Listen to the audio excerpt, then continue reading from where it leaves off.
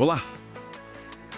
Sabe, com tudo que anda acontecendo no mundo, muita gente volta a falar sobre o tempo do fim, né? Aquela passagem de Daniel. E aí surgem as discussões sobre julgamento, salvação. Pois é, e é nesse contexto que a gente mergulha hoje num artigo interessante dos cristãos estudantes da Bíblia chamado A Amplitude da Salvação. Ele desafia um pouco aquela visão mais comum, sabe? De que a salvação é só para quem crê agora. Ah, interessante. Ele propõe algo mais amplo, então. Baseado em quê? Isso. O ponto de partida é 1 Timóteo 4,10, que diz que Deus é salvador de todos os homens, especialmente dos que creem. A ideia central é se essa salvação não seria para todos, mas talvez em momentos diferentes. Entendi. Então o artigo sugere fases distintas. Uma para a igreja agora e outra para o resto da humanidade depois. Exatamente essa linha. O artigo argumenta que essa visão de que só agora é a chance, bom, ela não bate bem com algumas profecias, como a promessa lá em Gênesis de que todas as famílias da terra seriam abençoadas. Certo, a promessa a Abraão. E como eles encaixam a igreja nisso? A visão que o artigo traz é que esta era do Evangelho, a nossa era, seleciona um grupo específico, a igreja eleita, o pequeno rebanho, como Pedro fala. Um grupo que vai ter um papel com Cristo lá na frente, na restauração. Não que sejam os únicos a serem salvos, entende? Faz sentido essa distinção. Mas quais textos eles usam para sustentar essa ideia de uma oportunidade mais universal, mesmo que não seja toda ao mesmo tempo? Um texto-chave é 1 Timóteo 2, versículos 4 a 6. Ali diz que Deus deseja que todos os homens se salvem e cheguem ao conhecimento da verdade, e que Cristo se deu como resgate por todos, um testemunho que seria dado a seu tempo. A seu tempo.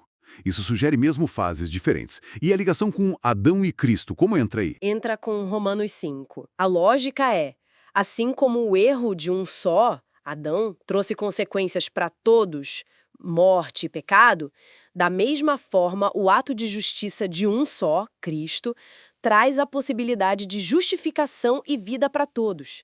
A solução tem que ter o mesmo alcance do problema, né? Claro, uma simetria. Então vamos às fases que o artigo descreve. A primeira, essa salvação especial. Como funciona? Essa é a que estaria acontecendo agora, para os eleitos. A prova deles, segundo o artigo, envolve passar por dificuldades, perseverar. Paulo fala disso em 2 Timóteo. Se sofremos com ele também reinaremos. Crer agora tem um custo, um sacrifício associado. Um caminho mais árduo agora. E qual a recompensa? A recompensa é celestial, né? Ser co-herdeiro com Cristo, como Romanos 8 descreve. É um privilégio, mas exige essa prova atual. Ok, entendi essa parte da igreja sendo provada agora. E a salvação geral para o resto das pessoas? Como o artigo vê essa oportunidade futura? Bom, essa seria no milênio, depois da volta de Cristo, é para o resto dos homens que Atos menciona. Haverá a ressurreição, e aí vem o juízo.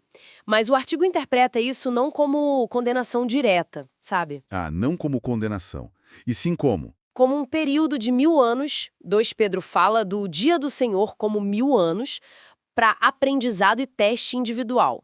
Seria para muitos a primeira chance real de conhecer a Deus e escolher, mas em condições diferentes. Condições diferentes como? Sem a influência do pecado original tão forte ou sem Satanás. Exato, o artigo aponta para Jeremias, que fala de um tempo em que não se dirá mais os pais comeram uvas verdes e os dentes dos filhos se embotaram. E Apocalipse fala de Satanás preso durante o milênio. Então, seria um ambiente mais... Propício. Entendi. Uma oportunidade mais justa, digamos assim. Isso.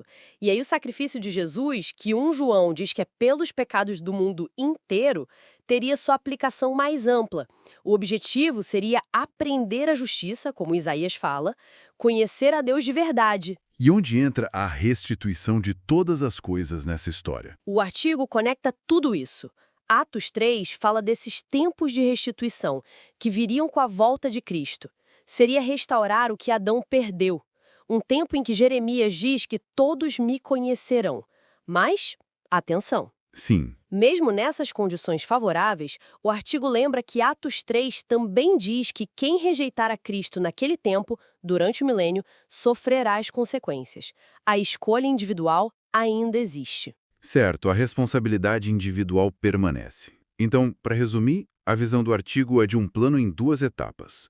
Uma prova especial agora para a Igreja, com recompensa celestial, e uma oportunidade geral, no milênio, para o restante da humanidade aprender e ser testada em condições melhores. Tudo baseado no resgate de Cristo, que é para todos. Exatamente essa a ideia. A grande diferença é o quando e o como da prova. Mas a oportunidade baseada no sacrifício de Cristo seria universal, segundo essa leitura das Escrituras que eles apresentam. É uma perspectiva que realmente amplia o quadro, né?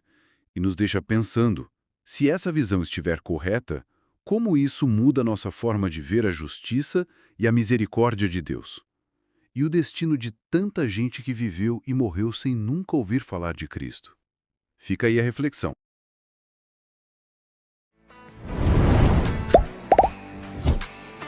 Pode estudar a Bíblia. A palavra como você nunca ouviu.